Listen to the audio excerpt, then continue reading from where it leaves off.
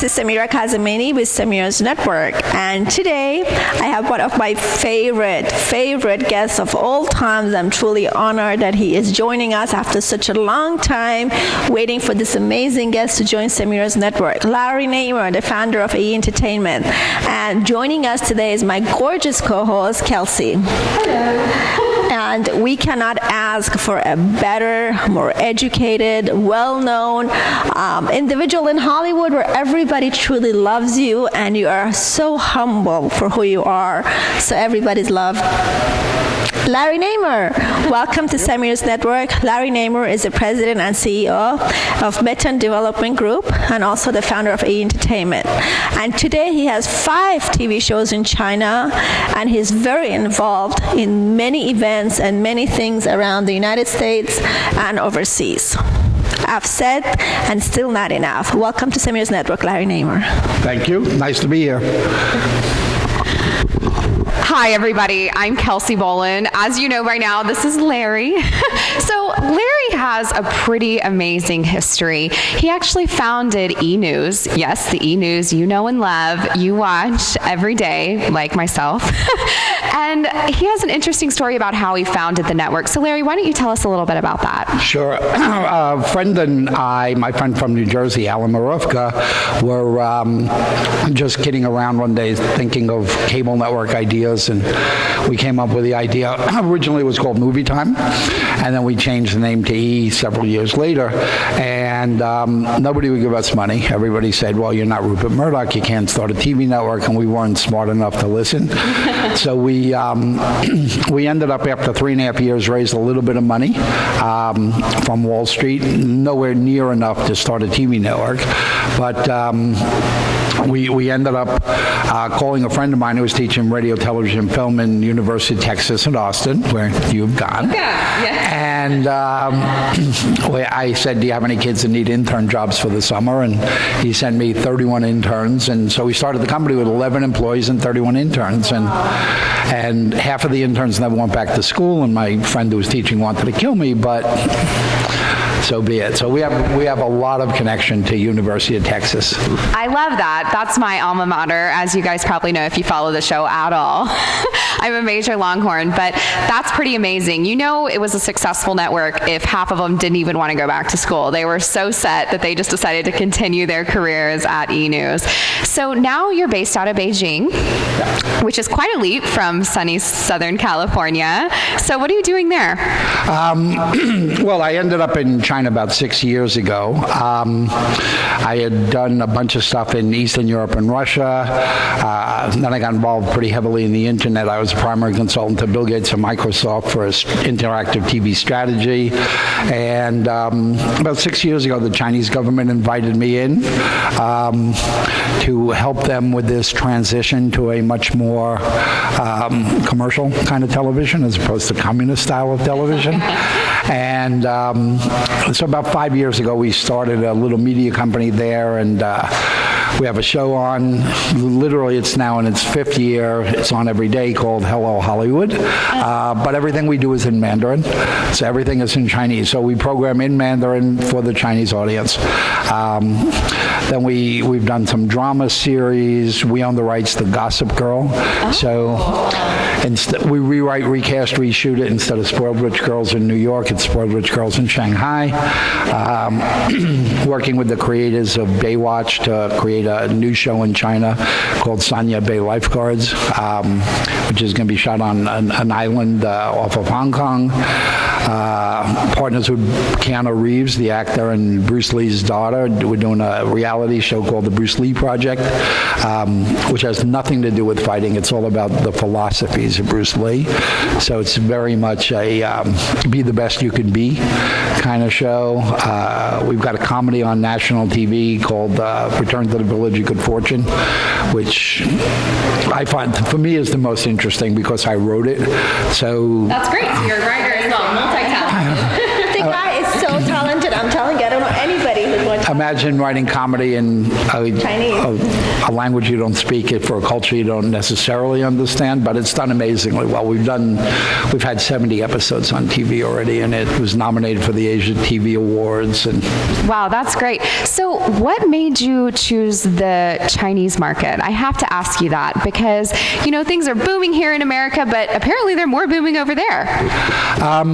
When we looked at it, we've always chosen to be independent, and the U.S. has become increasingly hard to compete with the Time Warners and the Rupert Murdochs and stuff like that. So we look for a place where we could be on equal footing. And China certainly was one of those places, and it wasn't hard to figure out that the market was booming and that brands were looking to get into the market. So consumer brands are what fuels all media anyway, and 1.3 billion people, all of a sudden they have money to buy stuff. Right. A lot of brands want to reach them, and they weren't used to television the way we do it, which is basically all about the entertainment experience. Right. So I have to ask you, have you felt the pinch of the online streaming market, the Netflix and the Amazons of the world? Has that affected your business at all? Has it kind of changed the way you do business and run it? Well, it changes the way we approach some businesses, but for me, I don't really care how the program gets into your house, and I don't really care if you watch it on your big flat screen or your cell phone.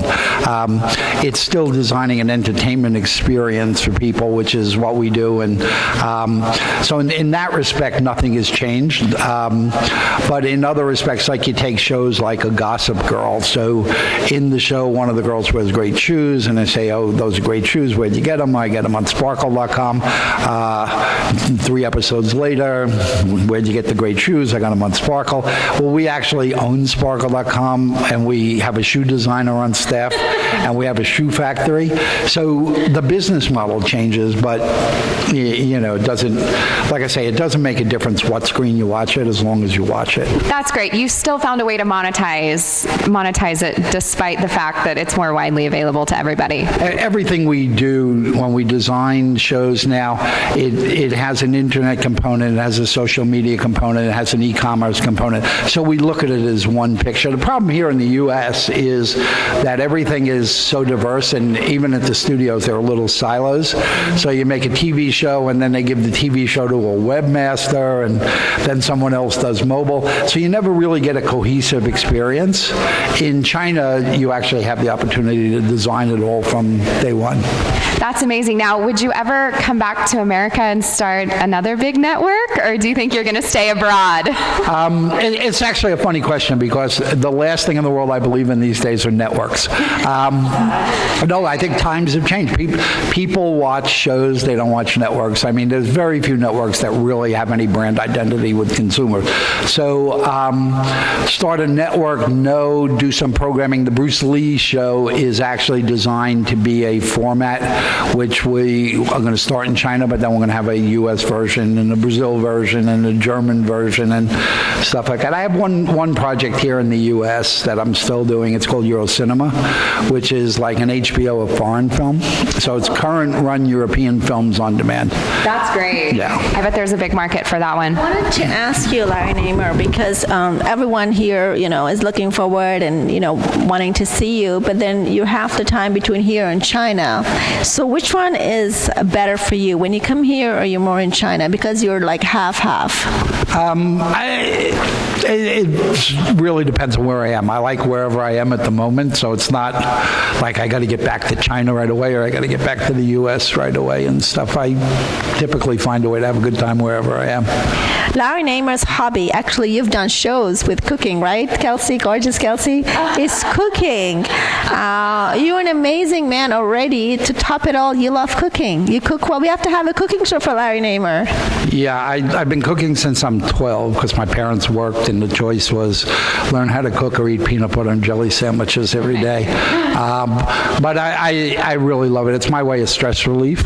So no matter what happens to me that day, I go home and cook, and I kind of lose myself in the cooking. But I did have a cooking show on Beijing TV, you know, which was which was quite interesting. They were fascinated by the fact that I could actually cook Chinese food, so they sent a crew here to the U.S. and we did four shows. Wow. That's amazing. You know, like we also talked about this all the time because I know the Chinese market right now is one of the biggest markets, and both they're coming into the United States for real estate and so much more, and American companies and so much more want to get into China.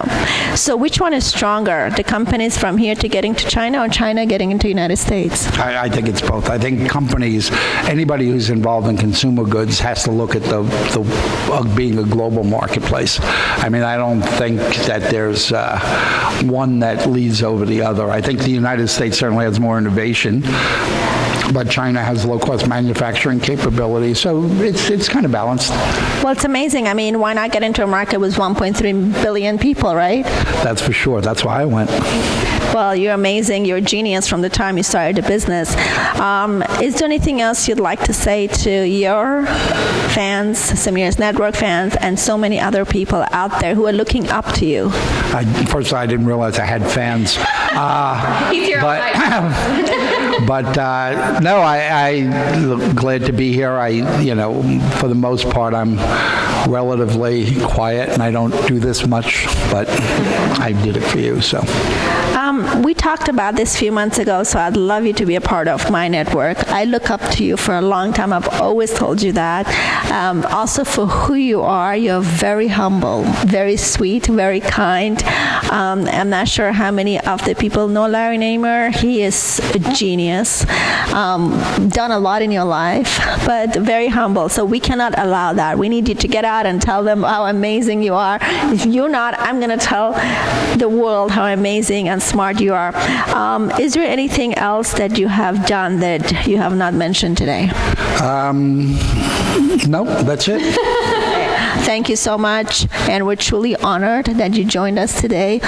Kelsey, aren't we honored to interview such an amazing man? We are, yes.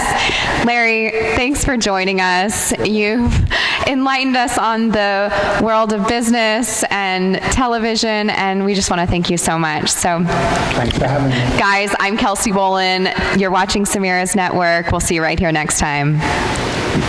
Yay! Amazing.